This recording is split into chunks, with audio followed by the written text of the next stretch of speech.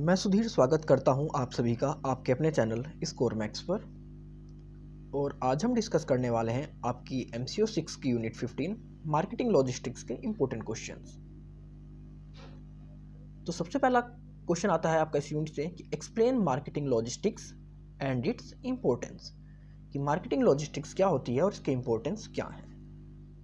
तो अगर marketing logistics की बात करें, marketing logistics in the context of marketing, मतलब मार्केटिंग के कॉन्टेक्स्ट में हम बात करेंगे मार्केटिंग लॉजिस्टिक्स की, तो हम कह सकते हैं physical flow of final goods from manufacturer to the final consumer.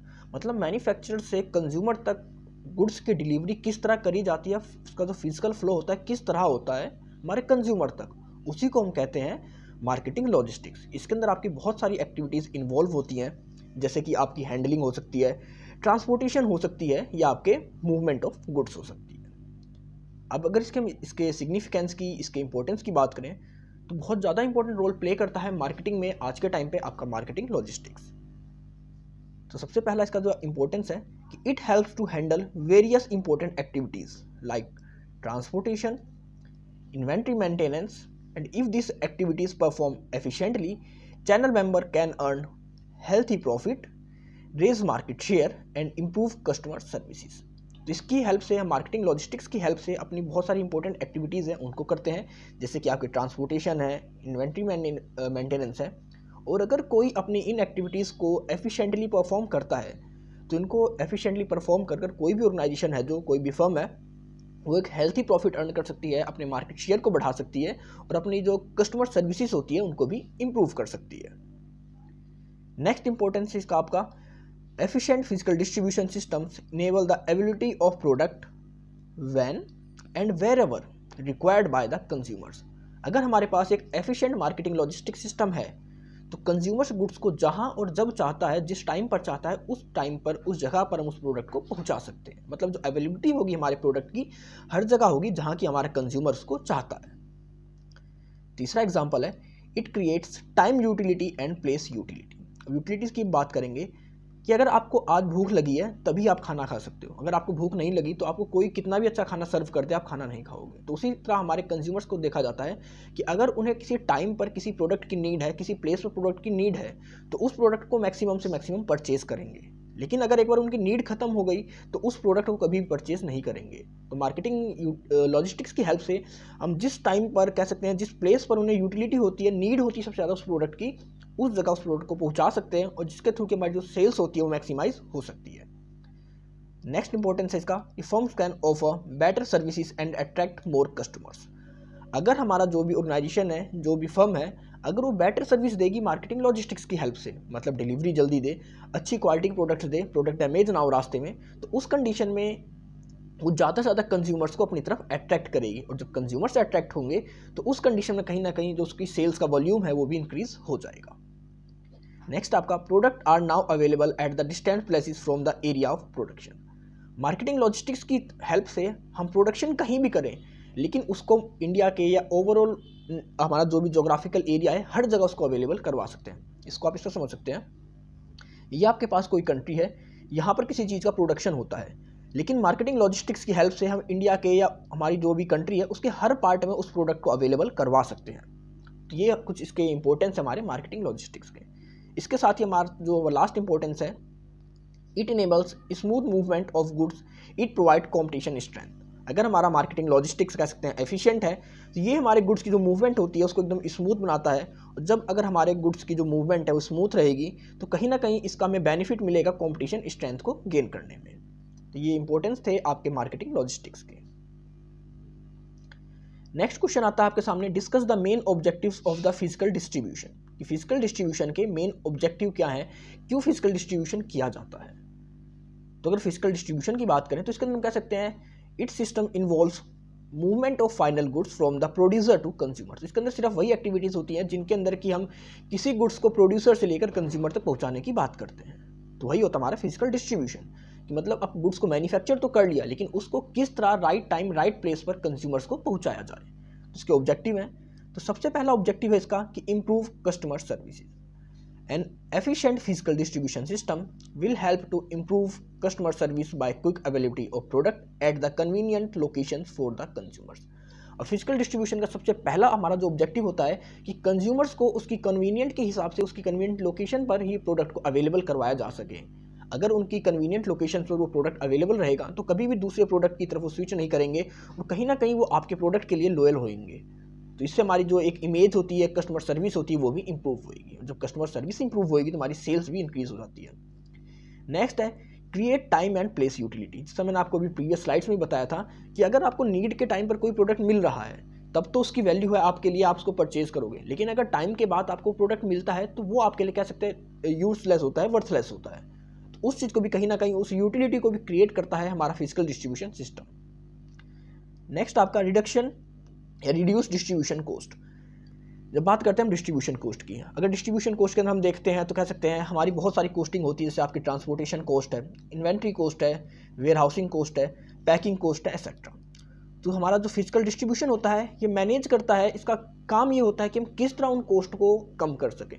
क्योंकि अगर हम वैसे अगर इंडिपेंडेंटली बात करेंगे तो हमारी ट्रांसपोर्टेशन कॉस्ट अलग होती है, इन्वेंट्री कॉस्ट अलग होती है, हर चीज़ की कॉस्ट अलग अलग होती है। लेकिन जब फिजिकल डिस्ट्रीब्यूशन सिस्टम की बात करते हैं तो वहाँ पर हम देखते हैं कि हम किस तरह इन सभी का यूज़ कर और अपनी कॉस्टिंग को भी कम से कम रख सकते हैं। मेन फोकस होता है कंज्यूमर्स को जल्दी से जल्दी प्रोडक्ट को अवेलेबल करवाना, अच्छी क्वालिटी में प्रोडक्ट को अवेलेबल करवाना, उसकी कॉस्टिंग कम से कम रखना, जिसके थ्रू कि हमें कॉम्पिटिशन स्ट्रेंथ का फ़ायदा मिल सके। नेक्स्ट आपका इसका जो ऑब्जेक्टिव होता है जनरेटिंग एडिशनल सेल्स। अब अगर आप फिजिकल डिस्ट्रीब्यूशन कर रहे हैं अपने प्रोडक्ट का तो कहीं ना कहीं आप कंज्यूमर्स को एक एडिशनल सर्विस प्रोवाइड कर रहे हैं, होम डिलीवरी की, आफ्टर सेल्स की। जब आप कंज्यूमर्स को अच्छी सर्विस प्रोवाइड करोगे, एडिशनल सर्विस प्रोवाइड करोगे, तो उसकी वजह से वो कह सकते हैं आपकी जो सेल्स है वो भी इंक्रीज होगी, क्योंकि आपकी तरफ ज़्यादा से ज़्यादा कंज्यूमर्स अट्रैक्ट होंगे। और जब कंज्यूमर अट्रैक्ट होंगे तो आपके प्रोडक्ट्स की जो सेल्स है वो भी धीरे धीरे इंक्रीज होने लगेगी, बढ़ जाएगी। और इसका जो लास्ट ऑब्जेक्टिव है प्राइस स्टेबलाइजेशन। अब प्राइस स्टेबलाइजेशन की बात करेंगे, smooth flow of product in the market can help to stable the price of the product. अगर आपके पास जो डिस्ट्रीब्यूशन सिस्टम है, फिजिकल डिस्ट्रीब्यूशन सिस्टम है, वो एफिशिएंट है, स्मूथ है, मतलब आप अच्छे से अपने प्रोडक्ट को डिलीवर कर रहे हैं मार्केट में, तो उस कंडीशन में आपके जो प्रोडक्ट का कह सकते हैं जो प्राइस होता है वो भी स्टेबल रहेगा। अगर आप एकदम से कह सकते हैं आप 6 महीने की डिस्ट्रीब्यूशन ना कर पाओ तो वहाँ पर कहीं ना कहीं ब्लैक मार्केटिंग होने लग जाएगी। और अगर आप डेली रूटीन के हिसाब से अपने प्रोडक्ट को मार्केट में सेल कर रहे हो तो वहाँ पर कभी भी जो उसकी प्राइस होती है फ्लक्चुएशंस नहीं आएंगी, क्योंकि हर किसी को पता है कि आपका प्रोडक्ट डेली के डेली मार्केट में आएगा, सेल्स होएगा। वो अगर आज खत्म हुआ तो कल फिर स्टॉक में आ जाएगा। लेकिन अगर ऐसा कोई प्रोडक्ट है जो आज अगर खत्म हो गया तो दोबारा 6 महीने से पहले स्टॉक में नहीं आएगा, तो उस कंडीशन में वहाँ पर जिनके प्राइस होते हैं बहुत ज़्यादा फ्लक्चुएट्स होते हैं या फ्लक्चुएशंस देखी जाती हैं। ये कुछ हमारे इंपॉर्टेंट ऑब्जेक्टिव्स थे, मेन ऑब्जेक्टिव्स थे फिजिकल डिस्ट्रीब्यूशन के।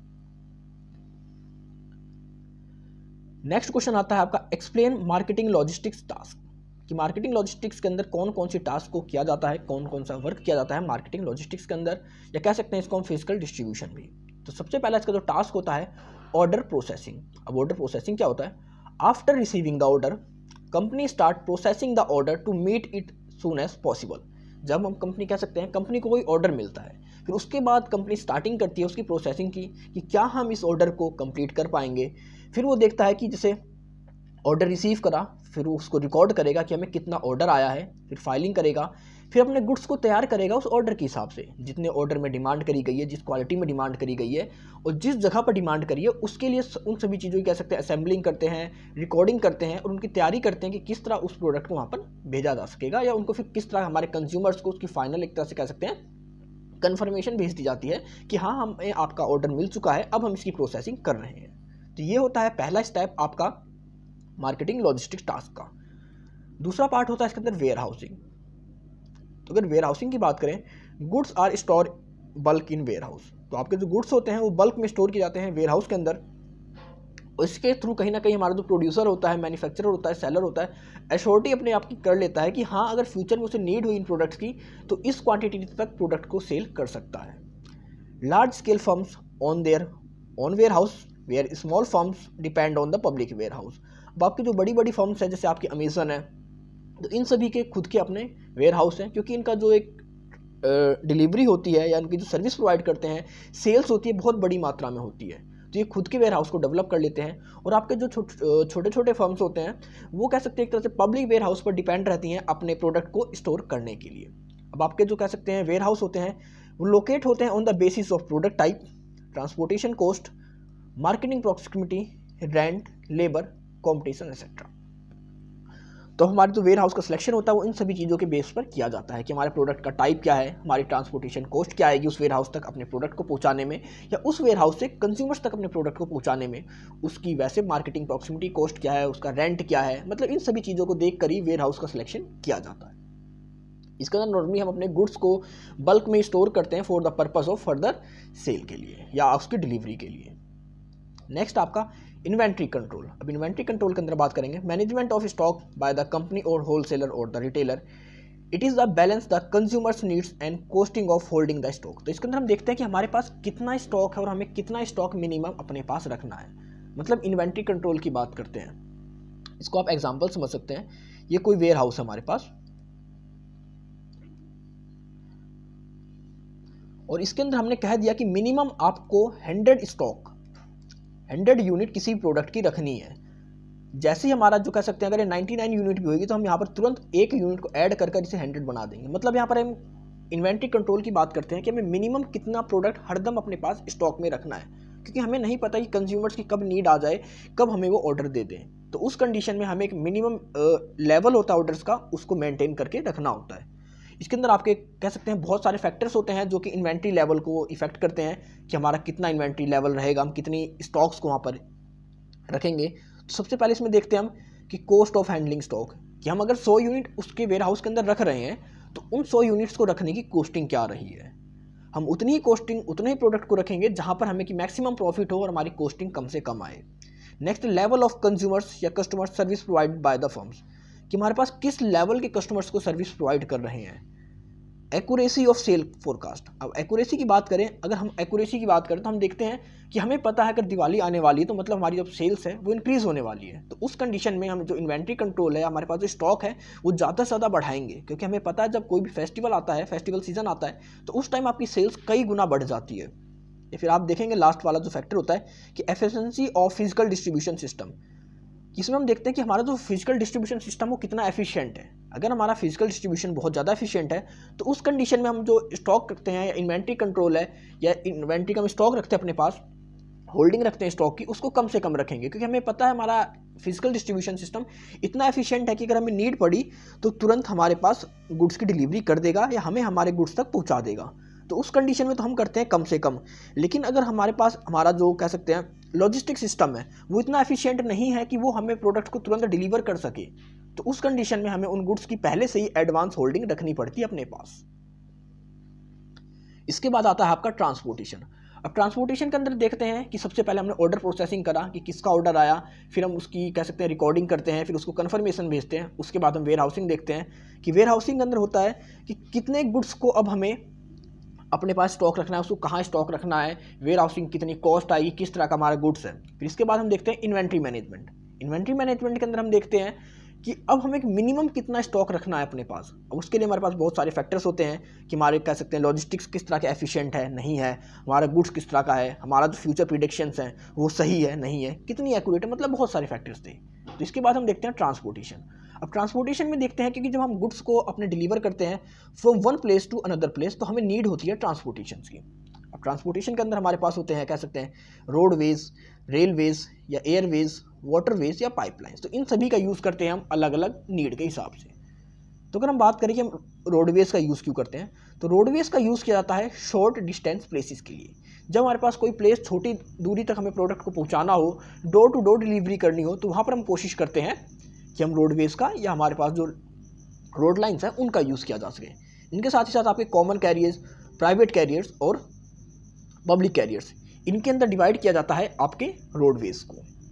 इसके बाद अगर हम रेलवेज की बात करें तो railways are preferred for transporting heavy bulk product at distant places. तो हम बात करते हैं जब हमारे पास कहते हैं बहुत ज़्यादा हैवी प्रोडक्ट्स होते हैं, बल्कि प्रोडक्ट होते हैं और बहुत ज़्यादा उनकी दूर लोकेशन होती है जहाँ उनको डिलीवर करना होता है, तो उस कंडीशन में हम यूज़ करते हैं रेलवे का। अब इसके अंदर आपके रेलवे का हमें क्या क्या प्रोवाइड करता है, सकते हैं unutilised trains, piggy back services और आपके कंटेनराइजेशन। तो ये सर्विस प्रोवाइड करते हैं रेलवे हमको एक तरह से ट्रांसपोर्टेशन के अंदर। इसके बाद हम देखेंगे हमारा एयरवेज क्या होता है। अब एयरवेज की मेन एडवांटेज यही है कि इसकी जो स्पीड होती है बहुत ज़्यादा होती है, बहुत कम टाइम पर ही हमारे प्रोडक्ट को फाइनल डेस्टिनेशन तक पहुंचा देता है। तो इसमें जब देखते हैं कि हमारा अगर कोई प्रोडक्ट की बहुत ज़्यादा इमीडिएट नीड है, कस्टमर्स को उसकी ज़रूरत है और बहुत ज़्यादा कॉस्टली वो प्रोडक्ट, हम चाहते हैं कि उसको कम से कम टाइम में कंज्यूमर्स तक पहुंचाया जा सके, तो वहाँ पर हम एयरवेज का यूज़ करते हैं। इसके बाद आपका आता है वाटर ट्रांसपोर्ट। अब वाटर ट्रांसपोर्ट कह सकते हैं inexpensive but very slow. Costing सबसे कम है हमारे वाटर ट्रांसपोर्ट की, लेकिन इसकी जो प्रोसेसिंग है, जो इसका टाइम पीरियड है, बहुत स्लो लेता है, बहुत ज़्यादा टाइम लेता है। तो हम देखते हैं जहाँ पर हमारे प्रोडक्ट्स ख़राब ना हो, जिनके ऊपर इन्वायरमेंट का कोई इफेक्ट ना पड़े और जिनकी डिलीवरी में बहुत ज़्यादा टाइम हो, तो वहाँ पर यूज़ करते हैं हम वाटर ट्रांसपोर्ट का। और हमारा जो लास्ट ट्रांसपोर्ट आता है पाइपलाइंस। अब पाइपलाइंस का यूज़ किया जाता है आपके लिक्विड और गैसेस का ट्रांसफ़र करने के लिए। एक जगह से दूसरी जगह तक हम किस तरह एलपीजी हमारा कह सकते हैं जो भी गैसेस होती हैं उनको डिलीवर करने के लिए, उनको ट्रांसपोर्ट करने के लिए इनका यूज़ किया जाता है, और ये हमारे कह सकते हैं इकोनॉमिक भी होते हैं।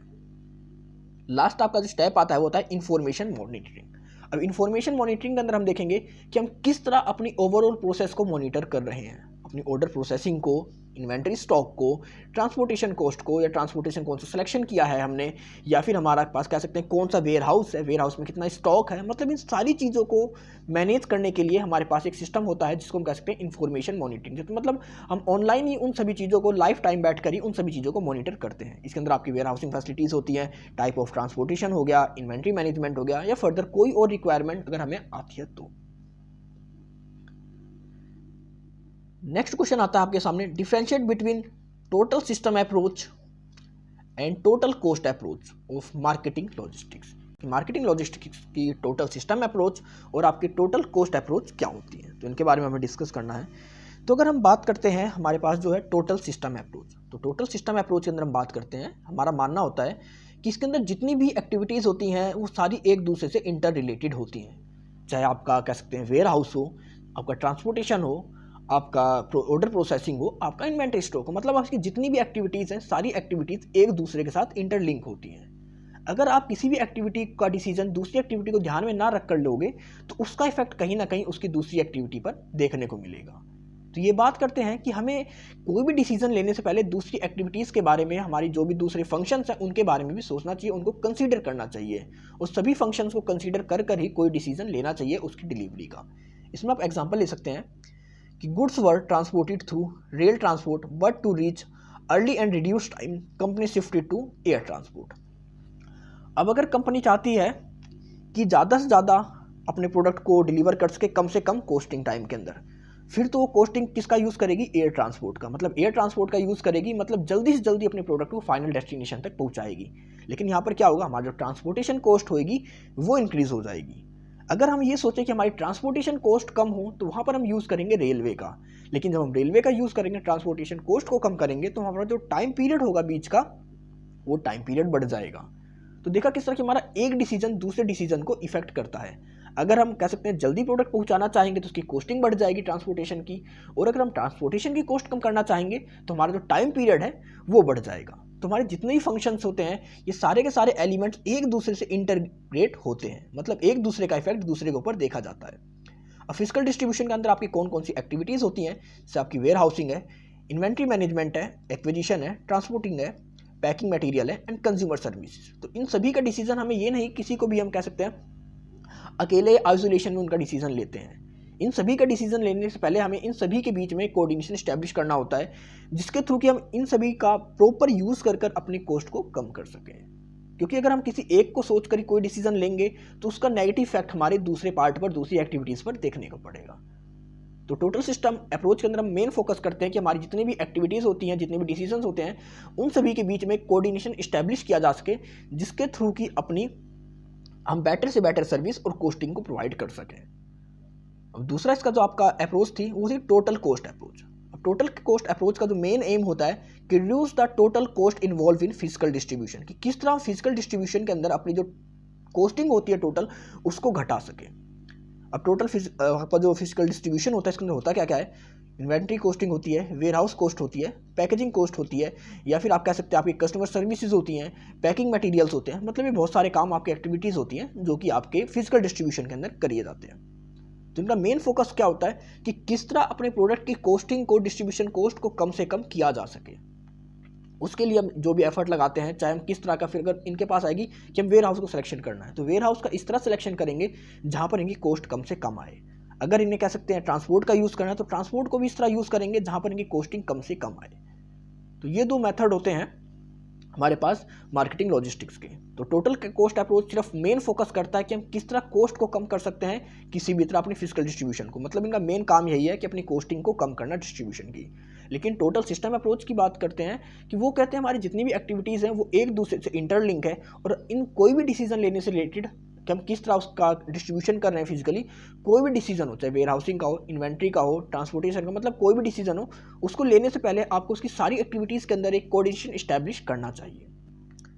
नेक्स्ट क्वेश्चन है आपका, explain the objectives of physical distribution system, कि फिजिकल डिस्ट्रीब्यूशन सिस्टम के ऑब्जेक्टिव्स क्या हैं। तो अगर हम ऑब्जेक्टिव्स की बात करें तो सबसे पहला ऑब्जेक्टिव होता है इम्प्रूव कस्टमर सर्विस, कि कस्टमर की सर्विस को इम्प्रूव करने के लिए, उसकी कन्वीनियंट लोकेशंस पर प्रोडक्ट को अवेलेबल करवाने के लिए, जिसके थ्रू कि कंज्यूमर्स उस प्रोडक्ट को ईजिली परचेज कर सके, दूसरी तरफ स्विच ना करें दूसरी ब्रांड की तरफ। तो हम क्या करते हैं, फिजिकल डिस्ट्रीब्यूशन सिस्टम का यूज़ करते हैं। नेक्स्ट आपका create time and place utility, need के हिसाब पर जब उसकी ज़रूरत हो, जिस जगह ज़रूरत हो, उस प्रोडक्ट को उस जगह पर प्रोवाइड करवाना, मतलब हमारी नीड के हिसाब से उस प्रोडक्ट को वहाँ पर अवेलेबल करवाना नियर बाई स्टोर्स पर। इसके लिए यूज़ करते हैं हम फिजिकल डिस्ट्रीब्यूशन सिस्टम का। नेक्स्ट हमारा रिड्यूस डिस्ट्रीब्यूशन कॉस्ट को कम करने के लिए, एडिशनल सेल्स को बढ़ाने के लिए, और प्राइस स्टेबलाइजेशन को करने के लिए। तो हमारी ये हमारे कह सकते हैं, आपके एग्जाम में कोई भी क्वेश्चन आ सकता है, आपका आ सकता है फिजिकल डिस्ट्रीब्यूशन सिस्टम या मार्केटिंग लॉजिस्टिक सिस्टम, मतलब दोनों में से क्वेश्चन कोई भी आए, इनका मतलब एक ही होता है। लास्ट क्वेश्चन अब आपका, what are the trends in physical distribution system, कि फिजिकल डिस्ट्रीब्यूशन का आज के टाइम में क्या ट्रेंड है। तो हम इसके ट्रेंड की बात करेंगे तो सबसे पहला इसका ट्रेंड है इंक्रीज इन रोडवेज, कि टाइम के साथ जैसे जैसे आपका मार्केटिंग लॉजिस्टिक्स इंक्रीज हो रहा है, हमारे पास रोडवेज को भी बढ़ाया जा रहा है, क्योंकि हमारे पास जितने पहले के रोडवेज अवेलेबल हैं उनके हिसाब से अपनी नीड को पूरी नहीं कर सकते। तो जैसे हमारी नीड बढ़ रही है, हमारे ऑर्डर्स बढ़ रहे हैं, हमारे बिजनेस बढ़ रहे हैं, हमारे रोडवेज की नंबरिंग को भी बढ़ाया जा रहा है। नेक्स्ट आपका डिक्रीज इन रेलवेज, अब हमारे प्रोडक्ट्स कह सकते हैं, हमारी जो डिलीवरी होती है डिस्ट्रीब्यूशन सिस्टम में, हम मिनिमम यूज़ कर रहे हैं रेलवेज का, क्योंकि रेलवेज के अंदर क्या होता है, टाइम पीरियड बहुत ज़्यादा लेते हैं। और आज के टाइम में हम देखते हैं कि हमारी जो कोस्टिंग रहे, बेशक कोस्टिंग ज़्यादा हो जाए, लेकिन हमारी डिलीवरी टाइम होना चाहिए वो कम से कम होना चाहिए। तो यहाँ पर हम मैक्सिमम यूज़ करते हैं पब्लिक ट्रांसपोर्ट का, एयरवे ट्रांसपोर्ट का, या रोडवेज का। नेक्स्ट आपका राइजिंग लाइट गुड्स कैरियर्स, अब हमारे पास जो गुड्स को ले जाने का काम करते हैं वो एकदम लाइट गुड्स कैरियर को डेवलप किया जा रहा है, वो बहुत ज़्यादा रेज हो रहे हैं। मतलब हमारे पास जो कैरियर्स हैं हमारे ले जाने वाले, उनका जो वेट होता है वो कम से कम हो चुका है, उनको इस तरह डिज़ाइन किया जा रहा है कि वो ज़्यादा से ज़्यादा वेट को, ज़्यादा से ज़्यादा गुड्स को एक बारी में लेकर जा सकें। इम्प्रूव इन वाटर ट्रांसपोर्ट, हमारा जो वाटर ट्रांसपोर्ट है उसको इम्प्रूव किया जा रहा है धीरे धीरे, क्योंकि पहले के टाइम में हम इतना वाटर ट्रांसपोर्ट का यूज़ नहीं किया करते थे अपने डिस्ट्रीब्यूशन सिस्टम के अंदर, लेकिन आज के टाइम पर हमारा जो वाटर ट्रांसपोर्ट है बहुत ज़्यादा इंपॉर्टेंट रोल प्ले कर रहा है हमारे फिजिकल डिस्ट्रीब्यूशन में। नेक्स्ट आपका ग्रोथ ऑफ एयरवेज का भी ग्रोथ की जा रही है, इसको भी मोर डाइवर्स किया जा रहा है, इसको भी डेवलप किया जा रहा है, नए नए रूट्स आ रहे हैं हमारी। जैसे अगर आप प्रेजेंटली अभी बात करते हैं तो हमारी एक नई एयरलाइंस आ रही है आकाशा के नाम से। तो मतलब ये क्या है, एक तरह से कह सकते हो कि एयरवेज की तो ग्रोथ हो रही है, हमारी नई नई एयरलाइंस हमारे सामने आ रही है, उनको और मॉडिफाई किया जा रहा है, और उनके अंदर जेटवेज को या जो हमारी प्लेन्स हैं उनको ऐड किया जा रहा है। नेक्स्ट आपका emergency of just in time, अगर आपके सामने कोई इमरजेंसी होती है तो अब जो भी हमारे पास जो रिकॉर्ड मेंटेनेंस होता है, जो भी हम काम करते हैं, सारा कह सकते हैं ऑनलाइन और लाइव किया जाता है, रियल टाइम पर सारा काम किया जाता है। ये नहीं कि हम सारा काम अब फिजिकल या पेपर वर्क पे करते हैं, सारा का सारा काम हम इलेक्ट्रॉनिक मीडियम पर करते हैं, इलेक्ट्रॉनिक नेटवर्किंग पर करते हैं। नेक्स्ट आपका चेंजिंग रोल ऑफ डिस्ट्रीब्यूटर्स, अब डिस्ट्रीब्यूटर्स का कह सकते हैं रोल भी कहीं ना कहीं चेंज हो रहा है। पहले डिस्ट्रीब्यूटर का मतलब था कि होलसेलर से प्रोडक्ट लेकर हमारे रिटेलर्स तक पहुंचाना, लेकिन आज के टाइम पर हमारे जो डिस्ट्रीब्यूटर्स है कॉन्टैक्ट भी स्टैब्लिश करता है, आपके प्रमोशन में भी एक्टिविटीज़ में हेल्प करता है, आपको फंड भी प्रोवाइड कराता है, मतलब उसका जो रोल है डिस्ट्रीब्यूटर्स का धीरे धीरे चेंज होता जा रहा है। नेक्स्ट आपका restrictions on heavy goods carriers, आपके जो हैवी गुड्स कैरियर्स थे उनके ऊपर रेस्ट्रिक्शंस लगाया जा रहा है। नेक्स्ट आपका इंक्रीज इन ट्रैफिक जैम्स, आपके ट्रैफिक जैम्स भी इंक्रीज हो रहे हैं in the field of physical distribution systems. Next आपका roadways have been improved and less of railways are used and transport goods from one place to another place, तो आपके roadways का maximum use किया जा रहा है, उनको इम्प्रूव किया जा रहा है, और आपके रेलवे का मिनिमम से मिनिमम यूज़ किया जा रहा है प्रोडक्ट को एक जगह से दूसरी जगह तक पहुंचाने के लिए। आपके वाटर ट्रांसपोर्ट भी कह सकते हैं इंप्रूव किए जा रहे हैं, जिसके थ्रू कि हम गुड्स को ईजिली एक जगह से दूसरी जगह पर ट्रांसफ़र कर सकें। इसके साथ ही साथ आपकी जो एयरवेज है उनके अंदर भी ग्रोथ देखी जा रही है, अब वो गुड्स को ईजिली और क्विकली एक जगह से दूसरी जगह तक पहुँचा सकते हैं। तो ये हमारे पास कुछ प्रेजेंटली ट्रेंड है हमारे फिजिकल डिस्ट्रीब्यूशन सिस्टम के। तो इस यूनिट के क्वेश्चंस खत्म होते हैं। आई होप आपको सब कुछ समझ में आ गया होगा। अगर आपको कोई इशू है, कोई डाउट है, तो आप कमेंट सेक्शन में कमेंट कर मुझसे पूछ सकते हैं। और अब आप मुझे मेरे इंस्टाग्राम और टेलीग्राम पर भी फॉलो कर सकते हैं। तो मिलते हैं जल्दी एक नई वीडियो के साथ। तब तक के लिए take care, goodbye friends.